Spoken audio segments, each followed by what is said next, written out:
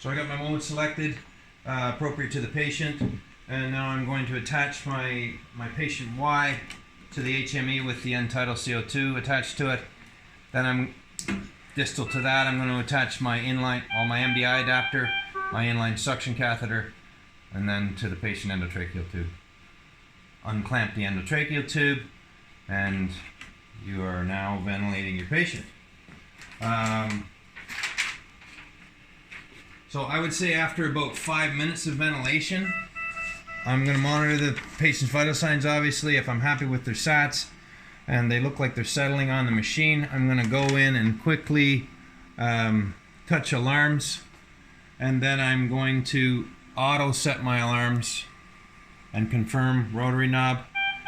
This will at least give you some preset alarms so you don't have to worry about fine-tuning them right now. And then I'm going to let them ventilate for maybe a half an hour or so before I go in and tweak each individual alarm. The N-Tidal, pause maybe. Sorry. Okay, so within the first half hour, first 5 minutes, you've auto set the alarms. Within the first half hour of ventilation, you likely should go in and tweak the alarms to the clinician's kind of specifics. I'm going to touch alarms, and then this will give my individual alarms each. And for N-Tidal CO2, probably plus or minus 10 of what their normal is reading.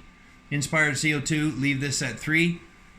This will increase with too low of a fresh gas flow, or if my CO2 absorber is expired. So if you do get an inspired CO2 alarm, it's likely best just to change the absorber first, and then if it continues, then start increasing the fresh gas flow. FiO2, set the low limit to 10 below the fresh gas oxygen setting. Your minute ventilation exhaled, probably average minute ventilation plus or minus 20%, just like you would your conventional ventilator. Inspired tidal volume, probably greater than 1 liter. Again, peak airway pressure 40 or 10 above peak airway pressure, and the Brody is NA. Once I've fine-tuned those, and to tune those, I'm just pressing and going up or down, turning right or left with my rotary knob, and confirming by activating the rotary knob. Once I've set my alarms appropriately, I'm going to X out of there, and now I'm just monitoring the patient and ventilating. Last but not least, initially probably monitoring, because these machines we're not as familiar with them, probably every hour to begin, but as we get more comfortable, then we'll be able to extend that out. As far as monitoring, going to monitor the same as conventional ventilators, complete the vent sheet. The only thing you may want to add is inspired CO2 to the N-Tidal CO2 box on our vent sheet. The alarm check will include checking the alarm log. To do that, I'm going to go up again to my alarms, and then alarm log is right beside alarm limits. Press that. You can scroll through and see what alarms occurred in the last hour or from the last time you monitored. I'm going to have a look at my SOTASorb. I want to make sure that at least 1/3 of it is still white. It's down below, just beside my breathing bag here. And again, I want to check that every hour, and change if it's less than 1/3 white. To have a look at the water traps, make sure that they're not full of fluid.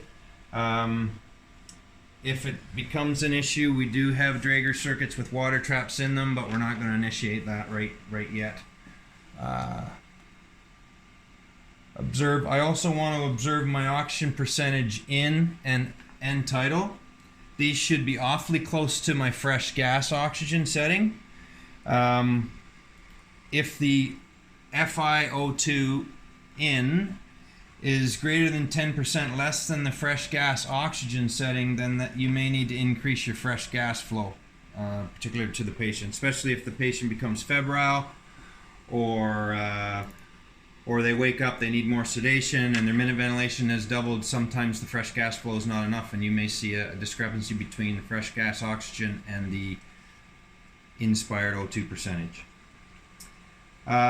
If breathing bag is not filling up on exhalation, you may also need to increase the fresh gas flow, or there's a potential leak in the system. Expect the breathing bag to deflate when you're suctioning or when the circuit is disconnected. And it also may take a few breaths after suctioning or reconnection for that breathing bag to inflate again. If the patient desats when suctioning, you may activate the 100% oxygen by pressing and confirming.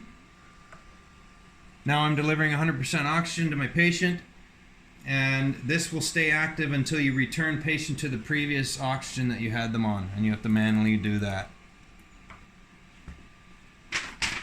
That's about it. Good luck.